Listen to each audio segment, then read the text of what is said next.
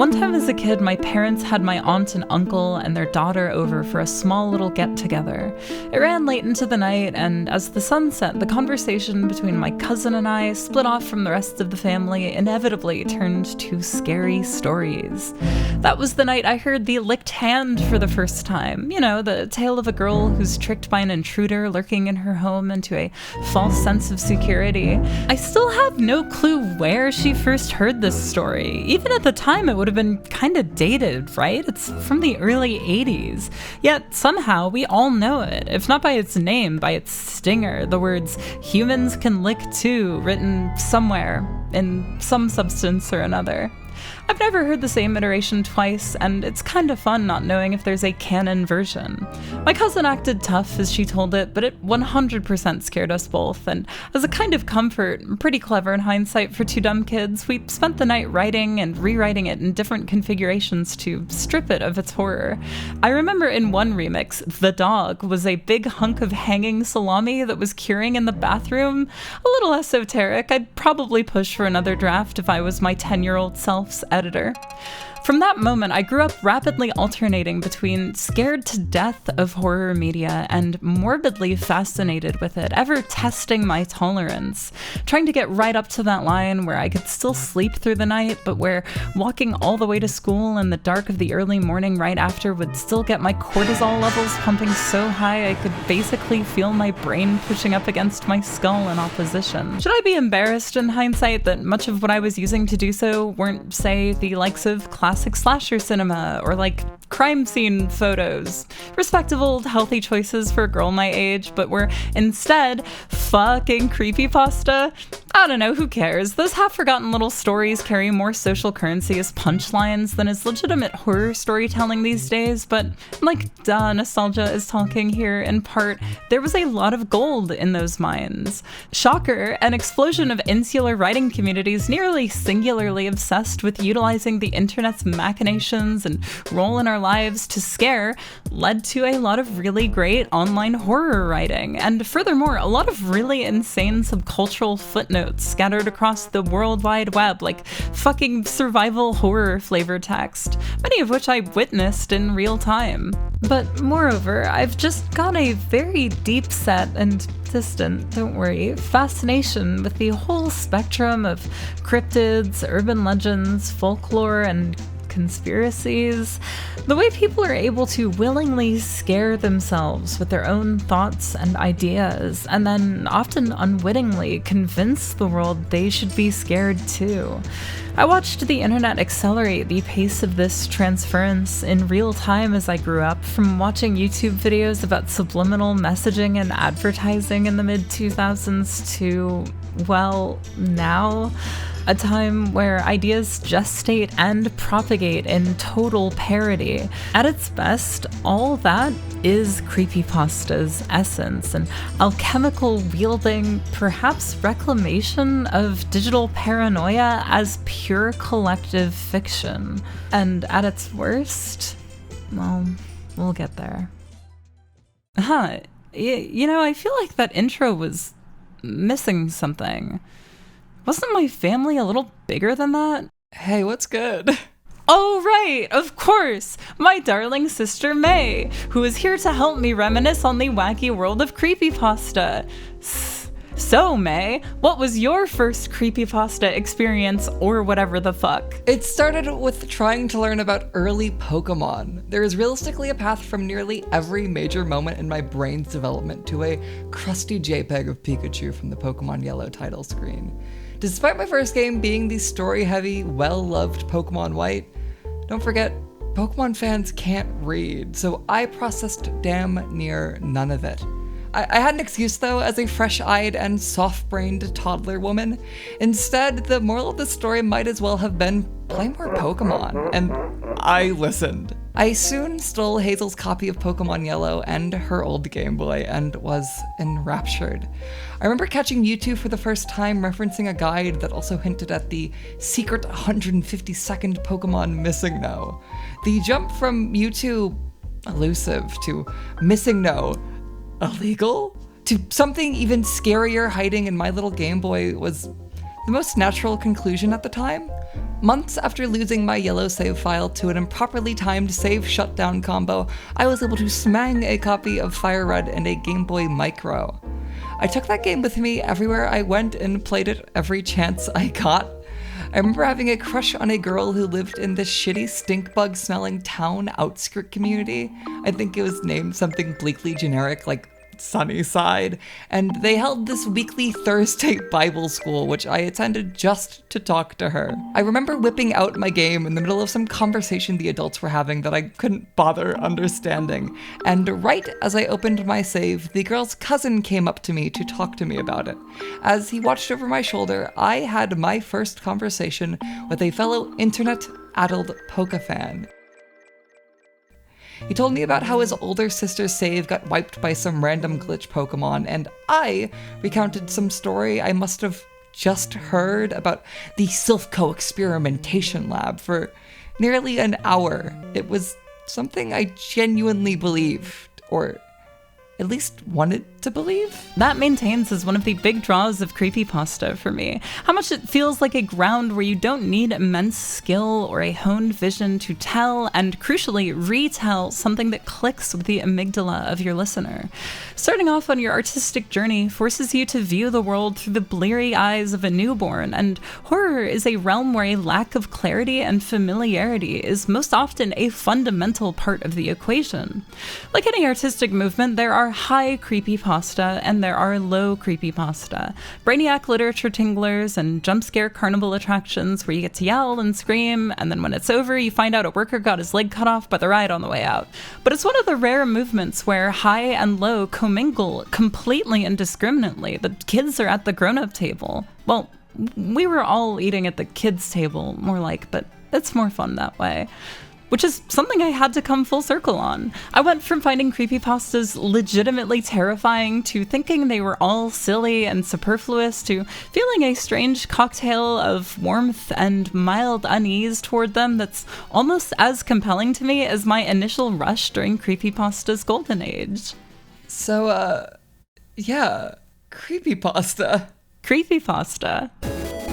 The true birth of online horror most likely sits between chain emails and weirdo grad student experiments running off America Online trial discs, but that era is so poorly documented at present, we might as well just start with 2001's Jed the Caver, the story of Jed, a caver, and his caving friend Dee, and Dee's dog Mute, and their increasing compulsion toward a cryptic caving site. I don't know, can we skip this one? Do you have anything to say about it? Not really. It's been so talked to death, and while that totally doesn't diminish its quality, I don't want to risk oversaturating it even further. So yeah, let's maybe move on. Right, Jed the Caver always felt like it was wholly in its own world. No pastas really locked into any of its grooves, and vice versa. And I think we're both more interested in looking at how creepypasta was ever weaving in and out of and coiling around itself. And what better way to look at that than through a story that was created entirely collaboratively? In 2005, a thread was created on 4chan with the text, "Hey B, let's make a new monster." Despite sounding like a recipe for either abject disaster or a moderately funny, if dated shitpost, well, after all the jokers got bored, the posters actually took this relatively seriously and had a lot of fun actually crafting a new monster. After a couple dozen posts, the boys had cooked together a pale, white creature with 3 eyes, a gaping maw lined with rows of teeth that resides deep in the nondescript American wilderness. It's a little generic, but it's a solid effort so far. However, there was one golden rule that needed to be strictly adhered to. Trips rule all. Yeah, some random motherfucker posted without even reading the preceding posts. Okay, sounds interesting. What about a shadowy figure that's been reported lurking in the doorframes of people's bedrooms? When I was younger, I used to swear I saw movement out of the corner of my eye when I couldn't sleep. I used to beg my mom to let me close the door, but she made me keep it open so she could keep an ear out for me, even though it just made me feel more unsafe. At present, I don't know of any creatures in folklore that are seen indoors, only outdoors. And so, abiding by the golden rule, It was made so. With a definitive starting point for their monster, the forum began increasingly granularly working out the details. First, they decided its height. 6 foot 6 inches, just shy of the clearance of the average door frame in this part of the world. Then, a single glowing, sickly orange eye was appended to the creature's otherwise blank visage. An associated door creaking noise was proposed, but was gradually forgotten, as was its webbed fingers and toes, when users realized the guy who proposed that part was getting off on the idea. It wasn't until this creature was given a name, the objectively silly sounding The Peaker, though, that the nature of the thread began to shift. Instead of the preceding what ifs and how abouts, new lore was being crafted through recounted sightings. One guy said, "Yeah, I grew up in Minnesota and always remember feeling anxious lying in bed. What I swore was a game console LED would move out of the corner of my eye." And a quick-witted poster immediately replied, "I'm freaking the fuck out. I live in Minnesota and I swear I've seen the exact same thing." And now, through that, the Peaker was a Minnesota native. Something funny happened while researching. As a quick aside, for some reason I swore the creature was centralized on the West Coast. Meanwhile, May remembers it being in central Pennsylvania, where she grew up. In hindsight, the idea that the Peaker was wrist deep in Amish country is very funny. Like, he's just tormenting these people that don't even have the internet to document these sightings. But yeah, we must have been scared enough of the Peaker that we separately assumed it was cruising in our respective domains. While the most famous Peaker image came toward the end of the thread, it was a blog spot that gave us the Peaker's iconic story. Somewhat unexpectedly from the photography and travel blog of then recent college grad Timothy Lindsay, as he was abroad in South Korea. Bizarrely, May actually ran into the guy recently, somehow recognized him, and had him sign the one thing she had on hand.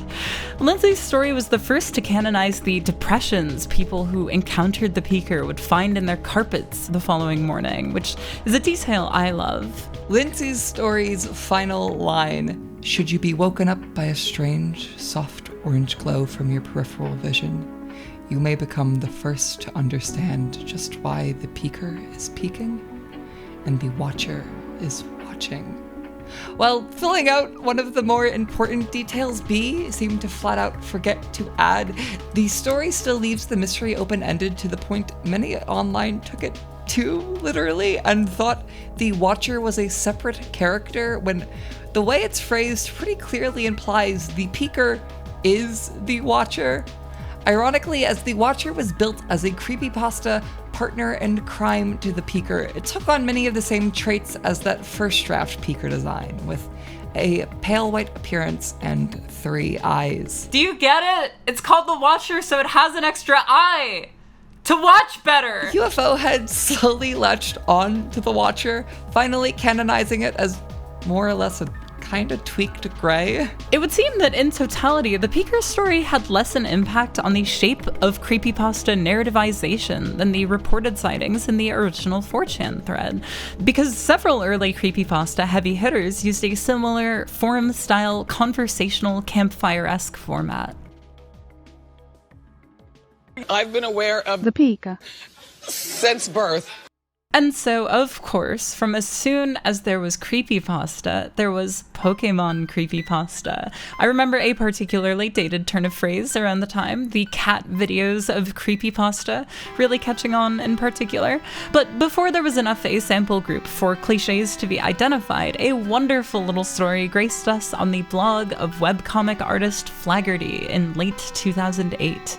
The Wishmaker Bad Egg story, sometimes referred to as Bad Egg Glitch, sometimes as simply Wishmaker, didn't even have a name when it was first told, just a text dump pulled from screen grabs of a supposed tight-knit forum that had suddenly closed down. While in recent-ish years, the Creepypasta Encyclopedia updated the name to what you see today, Wishmaker Bad Egg, in our research, it seems this site was responsible for popularizing the moniker Bad Egg Glitch, so we've got them to thank for this pasta muddying the search results of actual bad egg glitches. That's part of the fun, though, for sure. I remember seeing videos about bad eggs having to specify Gen 3 only to keep the comments from flooding with 10-year-olds asking if the pasta, which centered on the Gen 2 games, was real. For the regular brained among the audience, bad eggs are something the game generated as a cheat detection response. For a long time, they weren't very well understood, and they were conflated with these question mark guys that acted as filler data, which even this pasta does. The permanent link between the Gen 3 glitches and this pasta meant not only were kids clogging up real discussions, but anyone attempting basic research on the glitch is met with scary bloody egg monstrosities, which may have happened to yours truly. With the glitch it's based on explained, here's a quick rundown on the pasta's plot. Wishmaker, a user on the Pokemon Nostalgia forums, creates a thread talking about a bug that ruined her childhood Pokemon Crystal save file. One day, after putting enough hours in to max out the timer, an early game NPC respawned and gave the player a glitched Pokemon egg.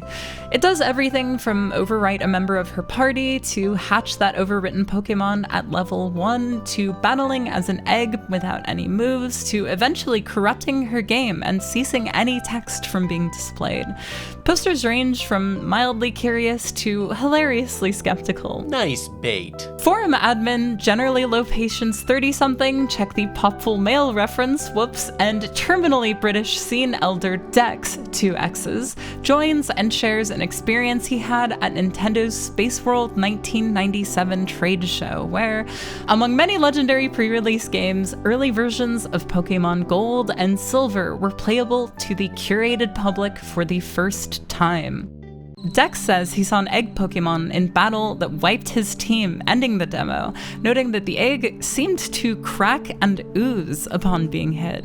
A third member, after gathering some more specific technical information, posits both of these cases are the result of a memory leak that occurs with play sessions that stretch longer than the expected battery life of 2 AA's in a Game Boy Color.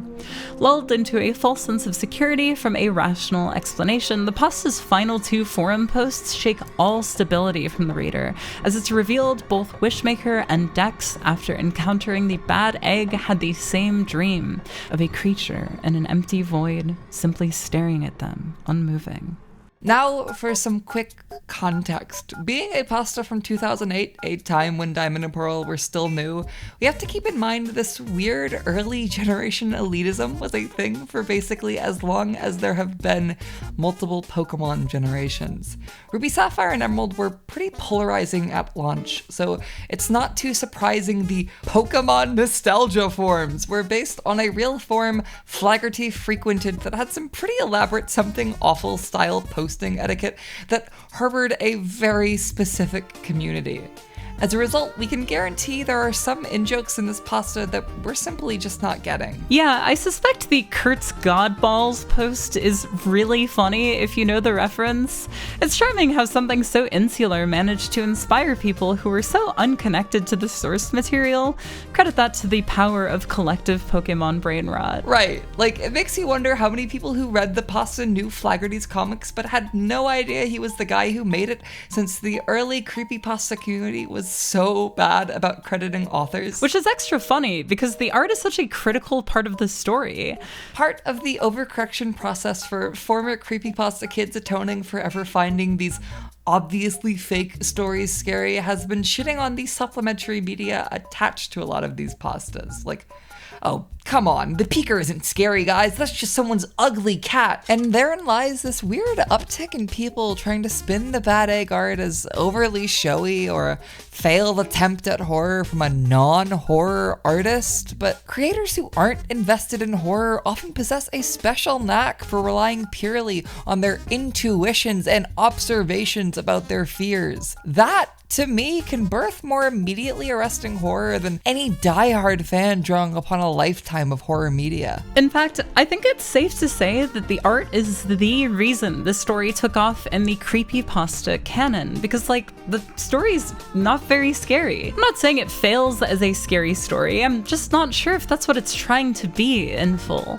It's got a spirited attempt at one of those classic horror literature final lines, but the whole thing builds more intrigue than anxiety, you know?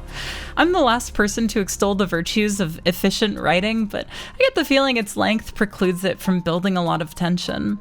It's very procedural in its obligation to technical specificity, but there's a sweet spot with technical detail that I happily slot right into, where talking about things like memory allocation scratches the part of my brain that willingly struggled to learn what hexadecimal was to better understand game glitches like Missing No, but I don't know enough to recognize all the parts that are probably inaccurate.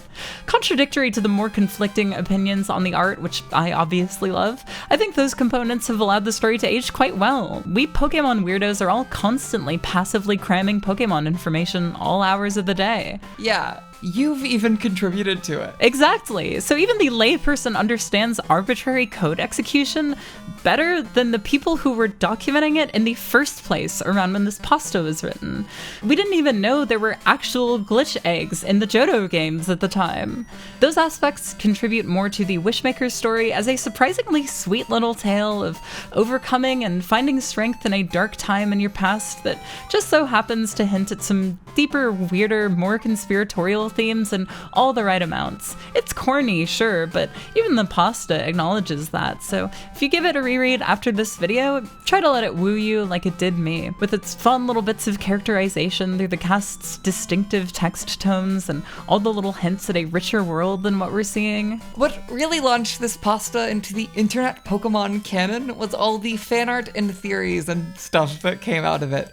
This just in, it's pretty easy to block out all the text in a Pokemon game with even the most basic movie-making software. So Recreations of Wishmaker's game took a little site called YouTube by storm. Pokemon mystery content was some of the very first I ever saw on the platform, and as more of those mysteries were solved, increasingly outlandish claims and video evidence started cropping up out of a need in the young voices armed with unregistered copies of Hypercam 2 and Visual Boy Advance to proliferate this pseudo-creepypasta material in order to continue having, well, something to say. Presciently, that's something the pasta touches on, if that's not me reading way too into it from my modern purview. The unwillingness to let go after you've seen all there is to see. And creepypasta breaking onto YouTube, of course, meant quite immediately there was creepypasta made about YouTube. Like Broadcast Yourself. With a U, it was 2009. Oh, like Broadcast Yourself. It's quite personal to me. Due to its method of spread, the YouTube comment section, it's actually quite short. So if you'll indulge me, let me read out the version of this story I first heard. Is your computer slow right now? Do you know why? You should open Task Manager. When you clicked onto this Shane Dawson video, your webcam might have turned on.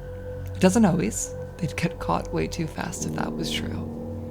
You might be reading this and scoffing. Oh, my light isn't on. I have tape on the screen. My webcam can't be on. You should open Task Manager. Your webcam light doesn't turn on and your browser doesn't say a thing. Check where your system resources are going. Can they see you? YouTube has denied this up and down. They've sent creators emails talking about how the site can't even handle live streaming at this point, but webcams are turning on. Someone can see you right now, and if it isn't YouTube, who is it? Every time you use this site, you might just broadcast yourself. Oh man, that was so cute. I loved that. I've heard you reference this version of the story before, but I never heard it proper. The fear of being watched is so primal. It's at the molecular center of so many scary stories, high and low concept, so it just feels so natural to apply it to the internet in such a blunt force, literal fashion. The Shane Dawson version of the story was the first I heard and has retroactively become the scariest, but I know this comment got copied around to every major YouTuber at the time. I think at a certain point people even started to append a mobile phone bullet to the story as YouTube, the app, grew. Do you think there were any for the Wii Opera browser? Or the PS3 app? One version I remember reading added an overly long rant about how you can't cover a phone camera and how hot the hacking made your device. They broke out some super hyper specific Fahrenheit Celsius temp numbers that made it ever so clear that this was something added by someone who just wanted to use the scary of the day to do some math.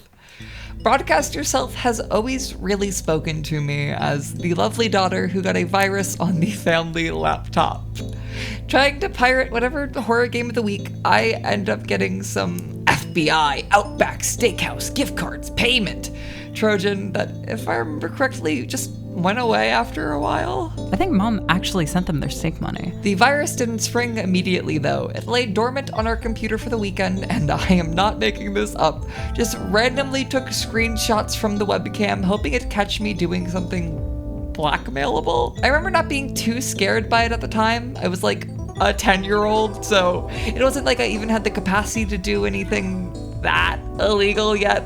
I wasn't smoking mad baby weed. I was playing Flash games. You did know they could send you to 10-year-old prison for using an auto clicker, right? Retroactively?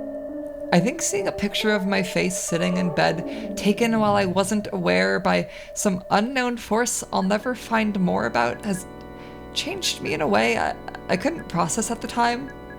I have a fear of the autoplay feature, that anything could happen on your computer at any moment that you aren't in control of. A webcam being turned on, a mic being hot when it shouldn't. The idea of what should be a wall or a window being a one-way mirror. So of course later in life I became a Twitch streamer. It's pretty funny the advent of YouTube live streaming just a few years later didn't deter the story, but seemed to increase its proposed legitimacy. The story literally grew less accurate with time, but due to YouTube being ever-changing in its design, UI, and features, it lent credence in the mind of those who already believed the pasta. Everyone above the age of 10 knew by this point the story held no weight, but debunking videos came out all the same. The one to really put the dirt over the coffin was the first breakout hit of one Drifloon Theater. The video is honestly the classic creepypasta debunking, Halo 3 gameplay and all, and made waves in how it disproved the story. Drifloon claimed the real reason people had lag on site was due to an overabundance of page ads. No one was watching them from some secret monitor-walled creeper cave. It was just the strobing "Play Minecraft free" banner above the video. This was actually his first upload with commentary, but due to the story's place in the zeitgeist, and the teeny tiny fact Drifloon was friends with and upheld by nearly every single horror YouTuber at the time, the video caught wind and launched his career. The nature of this sort of not quite chain comment, lacking the specific call to action that your penis will fall off if you don't share this post with 15 friends, was something that was actually directly expounded on by one of, if not my favorite pastas. Wait, which one is this? You must have seen it. Okay, just tell me the story though. What's good with this? Are you for real? This is like one of the biggest creepypastas. It's like one of Oh my god, just tell me the fucking story then. So, ShareThis.jpg was this infamous ex-post from an unidentified writer claiming to have come into contact with a mysterious entity that infects any and all who see it. OP talks about first hearing the story at their elder co-worker's retirement party. They mention that since they work at some middle-of-nowhere IT firm, it's all older, early internet geeks who have gracefully aged into becoming system admins. As the night winds down, the old guy retiring talks game about an image that apparently spread early in his career. It was called a virus of the mind, with the coworker posturing about its supposed ability to take over those who see it. This, of course, sends the author down a rabbit hole. They were an ex-poster after all. After months of finding zero leads around the supposed image, they receive a physical letter in the mail from a woman who claims to have the full story. The author, without so much as following up on the authenticity of the letter, calls into work sick and immediately starts the road trip to meet her at her home in the small town of Golden, British Columbia, Canada.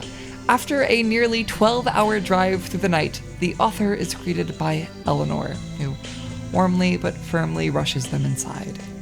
The story shifts here from a first-person retelling to bullet points of the author's meeting with Eleanor. The author jokes it's a journalist cheat, but later elaborated it was necessary given the out-of-order and confusing manner Eleanor told her story. In the early 90s, she worked as a university professor. What appeared to be a virus infected the school's computer network. Assumed to be a prank, the only effect was the appearance of a single image file in the dead center of every desktop on campus, labeled only sharethis.jpg. Eleanor states she has no recollection of clicking on this image, that the first person in her memory to tell her was a coworker who was lucky enough to be out on maternity leave on that fateful day. A former coworker, she stresses, as some indeterminate time shortly after she saw the image, Eleanor was fired by the university for her erratic and dangerous behavior. She considers it a kindness that what few people who knew her during that time and would still speak to her afterward spared her most of the details of her blank year. Eleanor claims she came to exactly 1 year to the minute after her contact with sharethis.jpg in a thrashed room in a rundown motel several towns over from where she was living at the time. The very first sensation she recalls is an unplaceable longing and deep absence.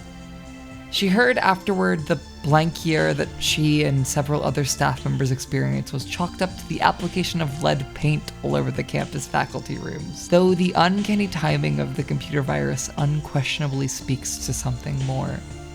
As this meeting drew to a close, Eleanor's husband arrived home from work, visibly puzzled at the stranger in his home. The author notes Eleanor looked into their eyes in a way that clearly communicated, "He doesn't need to know why you're here." So they merely gave a sheepish wave, which the husband returned.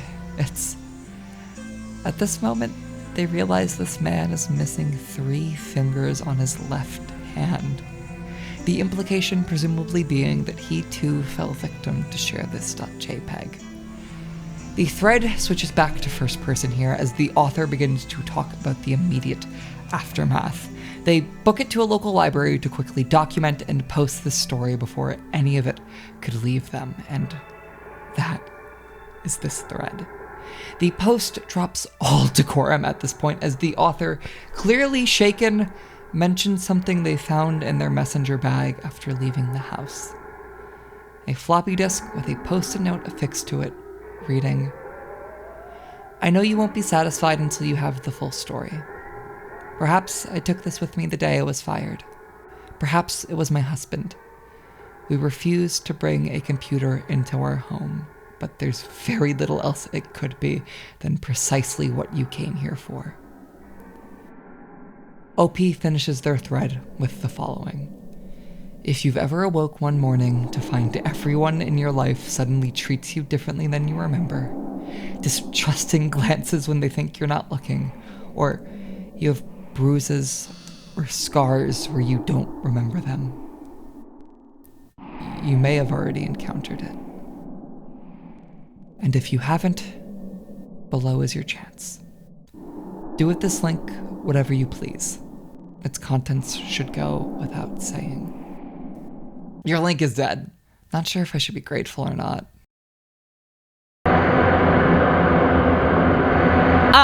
I gotcha. You fell for it. Of course I know sharethis.jpg. It's great. Okay, enough with all this intellectual shit. Let's get stupid. Stephen the Stitcher. Stephen the fucking Stitcher. His reputation precedes him, but I've gotta start with the pasta in isolation before we work our way outward. Once upon a time, there was a boy named Steven who had a tumultuous and violent upbringing. One day, he lashes out and viciously attacks his school bullies and flees the scene, becoming a serial murderer who could be anywhere, maybe even in your area. But you wouldn't know, because his rearing, where he was told, "keep your mouth shut," more than "I love you," made him a master of silence. Those are the pasta's words. Master of silence, capped off by a ritualistic stitching of his own mouth shut. Don't think too hard about how he, eats. Oh, also, he stitches patches of skin from his victims into his zip-up hoodie. The story's got this real amateurish quality where it can't decide if it's a cold, detached recitation of events or if it's a play-by-play from an omniscient perspective, occasionally editorializing Steven's inner thoughts or otherwise showing us things we realistically couldn't know, like his final words before sewing his mouth closed. Fine. So I won't speak anymore. I'll just act. It's super weird and gives an uneasy feeling even now where it almost feels like wish fulfillment. I like to think, though, I understand my generation well enough to know that if given the prompt to write a scary story, most would dream up something like Steven the Stitcher. Like, we all grew up with a cartoon made by a guy whose breakout work is called Johnny the Homicidal Maniac. That permutation of edge was simply in the air. But on the other hand, it can be hard to gauge how good any given maladjusted young creative is at discerning where the kayfabe is supposed to stop. As it turns out, though, we actually do have an answer for Steven's creator. This is perhaps the most blurred the gradient from urban legend to creepypasta to internet hoax gets, as in this is one of the only pastas with its very own Snopes article. So, let's untangle this bitch. Call me the Stitcher, leaving bitches and stitches. I got ditches full of ops, and for cops I got pictures, cause I don't feel This pig. is Stitcher. No relation to the podcast app that was already around when he took up the stage name. He's a Dutch rapper who had a short-lived career in the 2010s horrorcore scene. Struggling to find his in, the young artist began to put some very important pieces together. See, horrorcore is all about image, so developing a genuinely threatening mystique is a top priority, but by the 2010s, what left was there to do? Dudes had been sent to prison for taking this shit too seriously. It's hard to stand out just by rapping about hacking bodies up when you can hear guys do that, but for real. Actually killing someone was obviously off the table, but what if he were to base himself off a real killer? Or at least a killer that had been passed off as real. So he drafted up this story and set it in America to broaden its appeal, and then started posting it everywhere he could. Blog spots, the comments of popular YouTube videos, and news articles, and even in unrelated threads on forums and image boards. And yes, even the creepypasta encyclopedia. Stitcher fucked up, though. He forgot that getting everyone to search Steven the Stitcher does not actually lead a single soul to his MySpace, because he does not make music under Steven the Stitcher, but in fact, just Stitcher? This guy didn't even name this song after Steven. Money just left on the table. In fact, the only reason we know this pasta came from a horrorcore rapper was from the retroactive discovery of one of those old comments where he used his personal YouTube account under his actual legal name. You can find this guy's LinkedIn within just a few clicks, which thankfully leads to a happy enough ending, as he seems to be thrilled being just some dude working an office job in which there's obviously more longevity than being a niche gimmick rapper. The question remains, though, how did an edgelord DIY rapper making beats out of his basement wind up birthing the premier creepypasta fangirl bait? Well, from my research, it all starts with this drawing by deviant artist Smiling Wickedly. This Bishi-ified Death Note L proto-Komaeda launched 1,000 gaunt, dark-sided yaoi boy ships into the night. My favorite was the one that was just Steven, but with a white hoodie and black hair and a Dark Knight Joker smile and a less interesting backstory. What the fuck was that guy's name again? Jeff the Killer? Stupid fucking idiot, it's Jeff the Murderer. Okay, well, it's got dogshit mouthfeel either way. It was really funny to watch the 100th monkey effect kick in for the creepypasta fangirl mass awakening in real time. I remember watching them like an anthill in my backyard I don't dare disturb, basketball tryout style line up and pair off every single creepypasta guy that was vaguely twink-shaped. Like you could see the cogs in their heads start to grind up against each other when it was getting down to slim pickings after they couldn't invent any more creepypasta ukes. Like, fuck, okay, Share This Beast can be fucking Ricky Tikki Tavi's abandonment issue adoptive dog. Who rescued who, you know?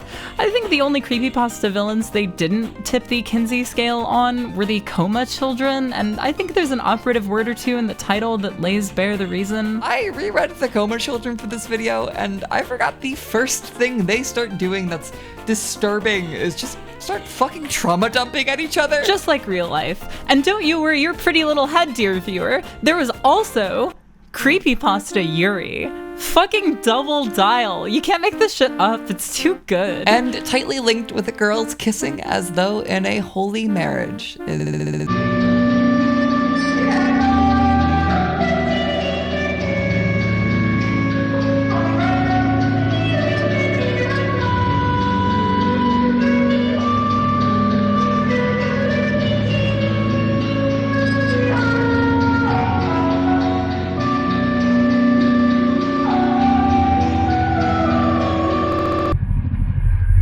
The Birdcage recounts the tale of a rinky-dink horror animation hidden on some unknown 2000s Adobe Flash portal. The first time I heard this story was from a kid in my class who came to me because he knew I knew the internet.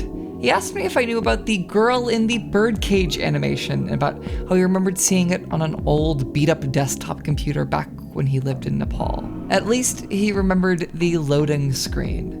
A girl trapped in a cage in a dark room with a giant bird staring at her. I had no fucking clue what he was talking about and just filed it away for a few months until I, to my shock, heard the story again on YouTube. There's this thing creepypastas did sometimes where, in the absence of colorful descriptors, they would just say, yeah, the monster looks like something Nixon Lemarsky would make, and it's like so obvious as is, but this one takes it a step further and posits there are rumors a popular Newgrounds guy known for his horror animations was involved. Wonder who that could be. I love the word involved there, too. Such an unsubtle swerve around the fact the author had no clue how art is made. And oh man, that ending. The classic, a mysterious date rumored to be the day the world will end flashes on screen. This would have been around 2012, I think, so we gotta pull our Rapture Bomb hashtag pants out of the closet to make sure they still fit if we're going to appropriately gauge how silly that ending actually is. Of course it still is. It's like impossible to end a horror story. That's why so many of them, even the greats, just eschew narrative structure and cut themselves off before the falling action. So you gotta give it to him for having the brazen overconfidence to go for such a bold and brash ending. This pasta, to my knowledge, has never had visual elements, but its look and feel is fully formed in my head almost in spite of its descriptions. I did not know who Nixon Lemarsky was. Around the time Birdcage entered the YouTube reading space, Steam had just unleashed a burgeoning supply of machine-translated, tonally uneasy, dirt-tinged Eurojank onto the American computer. I remember every video about this pasta either used footage of one of those or Braid for its indeterminate painterly visuals. Images of this Alice in Wonderland-esque splatter animation ping in my mind when I hear the name. I don't think this animation is real, and I don't know, man, the world didn't end, but I'm tripped up by the way I was introduced to it. That friend of mine was not an internet dweller. He went outside and had real friends. However, he told me that story as if it was his own, and I don't know how he knew it.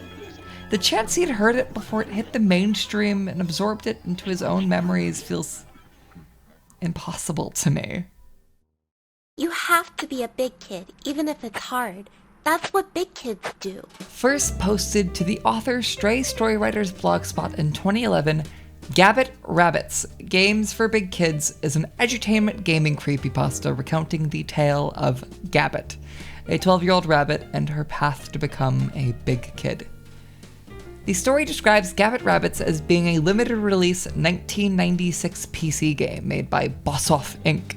that was pulled from shelves soon after its launch due to its uncomfortable themes for children. The author talks about getting the game at a local garage sale after the college season started, hoping to find some rare games cheap from students' parents. On the final stop for the day, the author finds a DVD labeled Gabbit Rabbits, Don't Play, with black Sharpie on the table outside an old woman's house. The rest of the story unfolds exactly how you'd expect a pasta that features a character giving the protagonist a game for free and immediately demanding they not play it under any circumstance to. The author talks about the game's uncomfortable auras and weird dialogue, all building up to a scene where the main character Gabbit, after being chastised by her mother, lashes out and kills her. The pasta ending with Gabbit looking into the screen with hyper-realistic eyes, saying, "You have to be a big kid, even if it's hard. That's what big kids do." The interesting thing, though, is despite laying the groundwork for what became gaming creepypasta, this 2011 version of the story is not the original. It's not even made by the original author. Gather Rabbits, Games for Big Kids, was first talked about in 2009 on VG, when the topic of banned games came up. The original variation of the story doesn't even have a narrator in the traditional sense. It's just a recap of the game and why it was banned. Gather Rabbits similarly tells the tale of Gabbit the Rabbit, yes, that's still her name in the original version, and her relationship with her mother. The author describes it as one of those low-budget minigame collections that were pumped out en masse at the time, but with interstitial story segments. Gabbit is struggling with her chores, and so the player must help out. Each segment starts with Gabbit's mother chastising her for not pulling her weight and being ungrateful and childish. These confrontations worsen throughout the game, with it all building to the scene that is said to be the reason the game was pulled. When Gabbit's mother yells at her after the final minigame, Gabbit runs into a closet with the main character talking about how she can't take this abuse any longer, saying her iconic line. Her sprite changes to a black shadowed version as the scene cuts to her outside the house running away. The media and Save the Children groups are said to have blasted right past all the themes of abuse, taking issue only with disobeying your parents and running away from home being portrayed as the right thing to do. This version of the story was completely forgotten about until about 2015, when original author John Feneth learned his story was altered and spread without his permission, and issued a takedown on Stray Storywriter's blog. This led to such an insane shitstorm where Storywriter claimed he was the original poster, and the actual author was lying. Stray, copying Feneth for a second time, himself issued a takedown on YouTube readings of the original, causing narration channels to avoid the whole story like the plague. John Feneth eventually posted a time-stamped PSD to prove he was the original author, but the damage had already been done. The 2011 version of the story is the one most remembered today. I had to really dig for the unaltered version. When the rewrite controversy came to light, ironically, the 2009 story ended up buried. I could only find it in an Imgur album labeled The Case for Rabbit Girls, which honestly leaves me more uneasy in its environmental storytelling than the 2011 rewrite in totality. Oh, come on, a case doesn't even need to be made. It's all implicit. Also, why wasn't it at least the mom? Hold on, did Feneth not design the mom? It honestly breaks my heart Feneth's vision is nearly forgotten. There's an allure to peeking behind the curtain at some banned game or lost story and learning its actual merit as a piece of art and not just a talking point to leverage in an argument. Feneth's version of the story uses the unknown to its advantage, which is a rare sight in the Stray Storywriter brand of gaming creepypasta.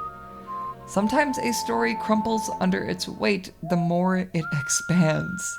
You don't need to explain everything.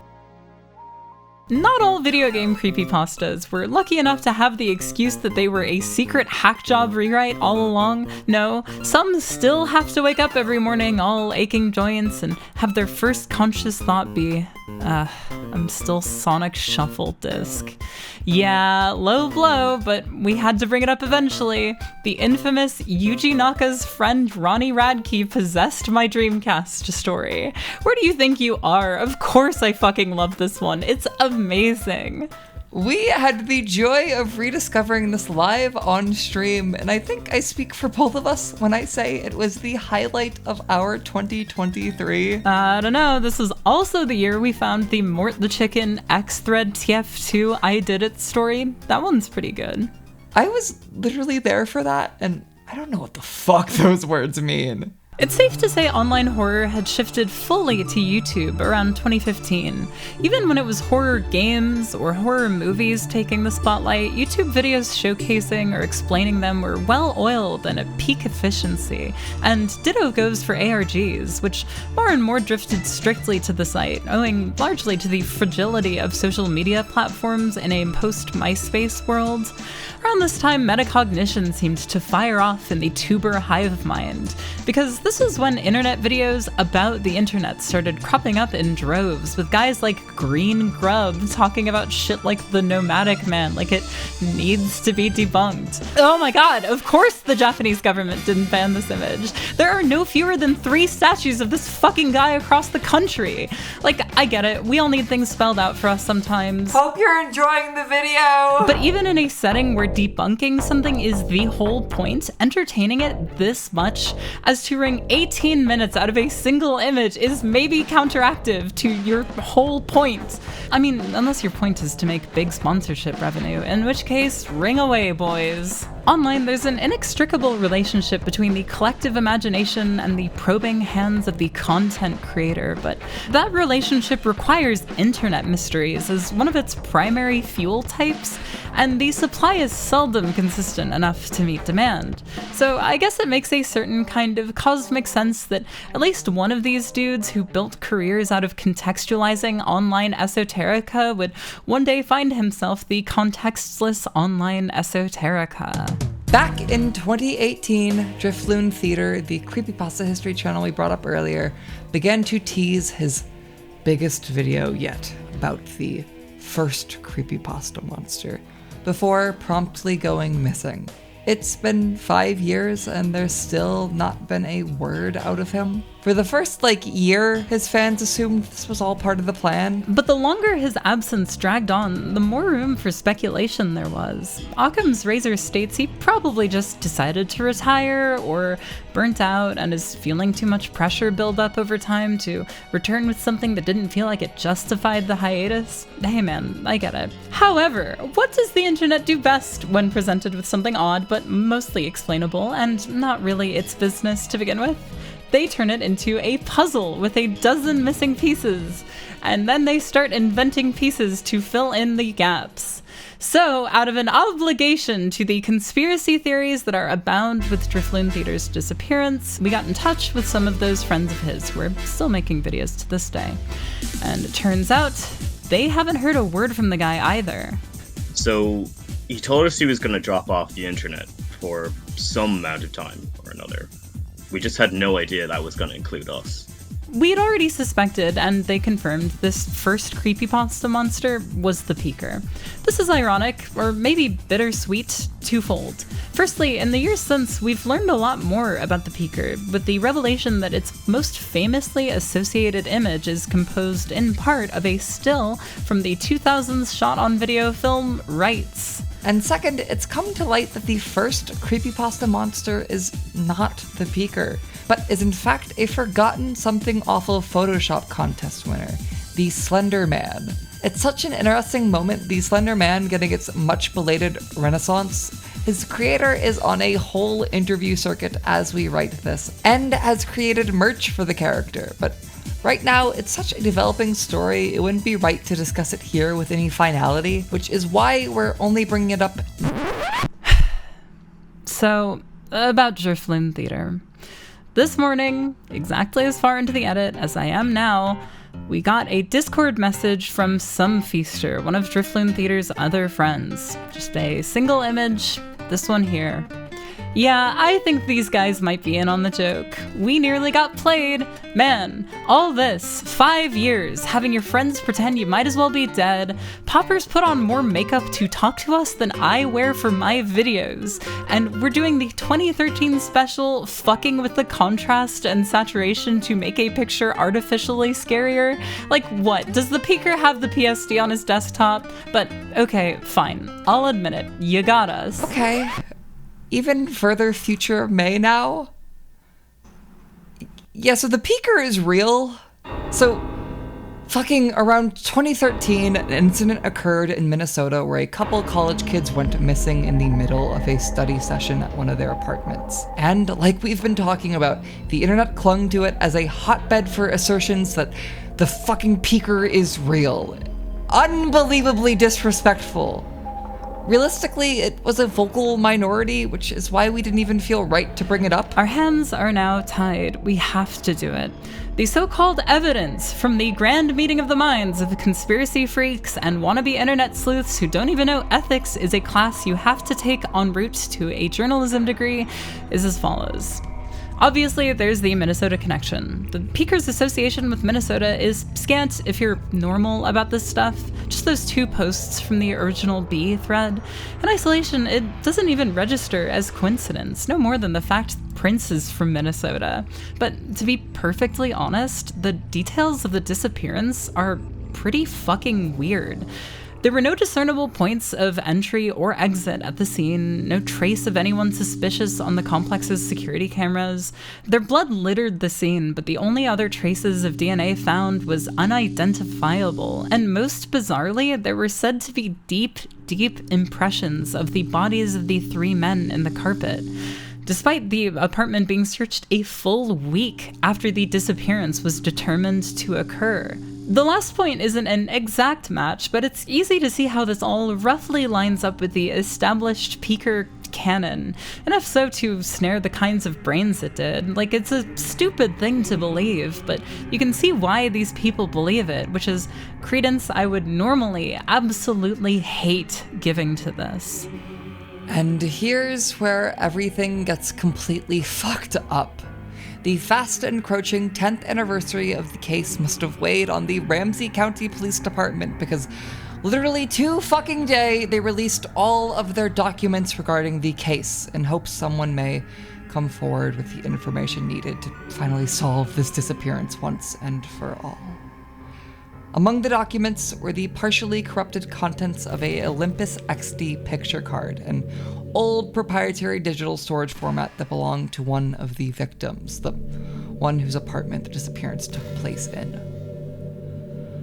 What was uncorrupted was fairly normal, spanning a year in the life of a perfectly average college kid, though some online immediately took note of a drawing hung up on the wall that resembled, well, you know. However, mere hours after the contents were shared, the corrupted data was recovered. Multiple times. By multiple people in quick succession. Yeah, it took literally just some guys an afternoon to do what the police couldn't do in a decade. The recovered images are, on so many levels, so fucking disturbing, and I hate that I saw them, and I am not going to show them here, but what they revealed is a creature whose appearance lines up exactly with the peekers. First in the doorway, then closer, then closer. Sure, you can gather the rest. All 3 of the men who disappeared are in frame, so it's not one of them in a costume or some shit. This is the fucking peeker. Ramsey County Police have issued a warrant for the arrest of the motherfucking peeker. If anybody has this on their 2023 bingo cards, I think that single point alone means you can come up and collect your prize. I don't even know why we're still making this. We're not vultures. Hazel! What the fuck? Why did you just fucking add that? Fuck off. I didn't add that. I literally watched your cursor hover over this part of the doc. Shut up! Hazel just copied into the doc in big, bold, red text, dead center of the page. Do not go rifling around in matters that do not concern you. Why aren't you taking any of this seriously? Okay, I did not add that to the document, and I can tell by your tone that neither did you. You literally taught me how to set up two-factor authorization. We haven't shared this doc with fucking anybody. What is going on? I think I just heard my door creak. Or... No, it's still creaking. May, my sister, can I tell you the truth about something? I lied earlier. I actually didn't remember showthis.jpg. That was the first time I'd ever heard it. The more I try to recall it, the more holes I see in my memory, as much as a year at a time. But I just know I would remember it. Would you? These stories are becoming real, aren't they? I think they've been becoming real, like, since the start. But I don't know what's scarier. Okay. Let me think. What if when the peeker stops peeking, he and the watcher make fun of all the times you lied about a supernatural encounter to look cool or smart or brave? Yeah, they'd really lay into me for forcing my friends to do that stupid-ass History of Truths ritual pasta that required us to buy, like, an industrial quantity of salt. I think I knew that time as a kid that I saw a beam of light shining directly at a friend's backyard wasn't aliens, but I was more scared it was a helicopter searching for a serial killer or some shit that could actually hurt me. There was only a locked sliding glass door between me and whatever they were looking for, you know? I think we've given all these stories too much power. Like, psychic power. I mean, the narratives are important and worth retelling.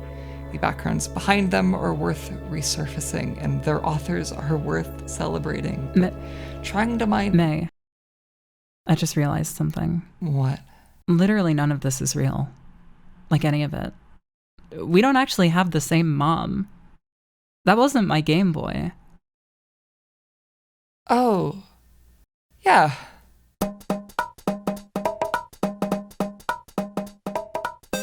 So yeah, everything we just talked about was made up. If you know creepypasta or keep up with internet horror, you realized that the second I said Jed the Caver, or if you read the description, if you don't know a thing about creepypasta and now aren't sure just how much of what you saw was made up, May and I made a whole separate explained video going into how and why we made everything, just like where everything came from. At present, we have no clue if it's a self-indulgent curiosity or a much-needed briefing, but either way, link in the description. Several years ago, this video was about our creepypasta, the ones that we grew up on. Candle Cove, The Rake, Slendy, and a deluge of Pokemon creepypasta. It fell apart when we realized it was all building to a collapse under the weight of the internet's failure to appropriately delineate where the collective lie truly ends. That video was more of a bitter obituary than a history, but there have been some big shifts in the cultural imagination, so many of my recent interactions with old creepypasta has been coming to the realization that we don't have the full story and never will. There's always going to be stories that flew under the radar that ended up inspiring ones much more popular, or hell, the fact that so many images and authors are lost to time. Seeing the unedited Victim 1 image rocked me in a certain indescribable way. And that happened literally while we were writing this video. for real this time. In addition to the reevaluation of these stories, it feels like we, and I mean both May and I, and the wider internet, keep finding new old stories that have been retroactively affixed to the creepypasta canon. And there are no doubt thousands more that fell by the wayside as that canon was established, yet to be discovered and learned about. It's all one big perpetual horror stew with ingredients added and subtracted every time a story is re-examined. I think part of this re-examination comes from creators pulling the curtain back on old projects and sharing their processes, both technical and visionary. But it's also not so stagnant as to be all reflection. Stories like the Lacey series from Ghost Tundra utilizes that nostalgia as the very basis of its horror and then does more with it.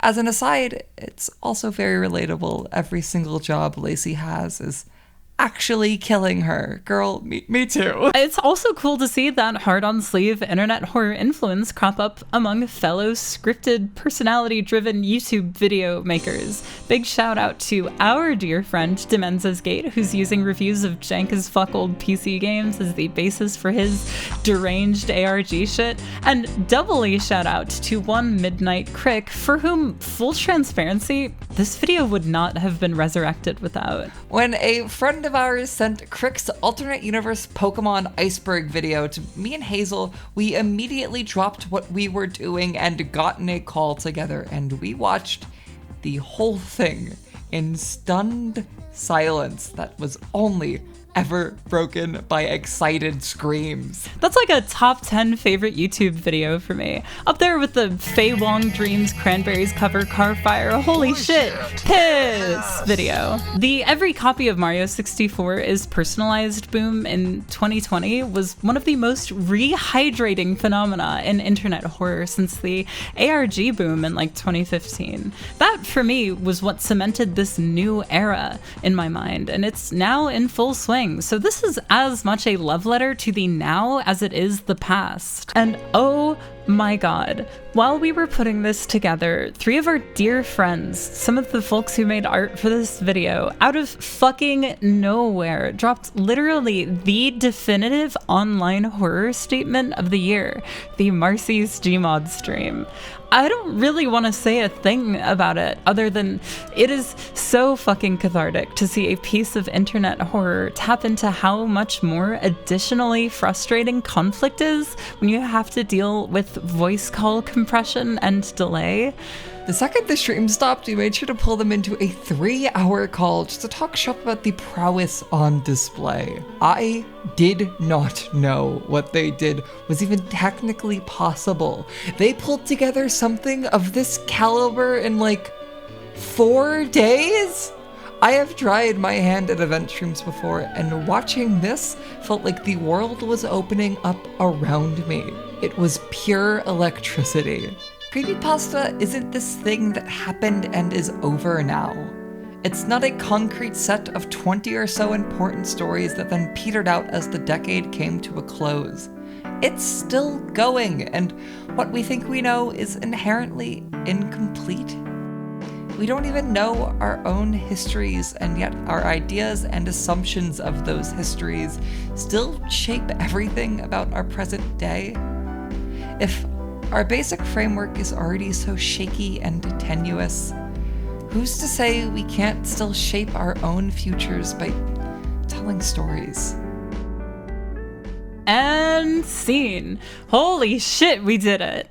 That was fun. Roll the credits, girls.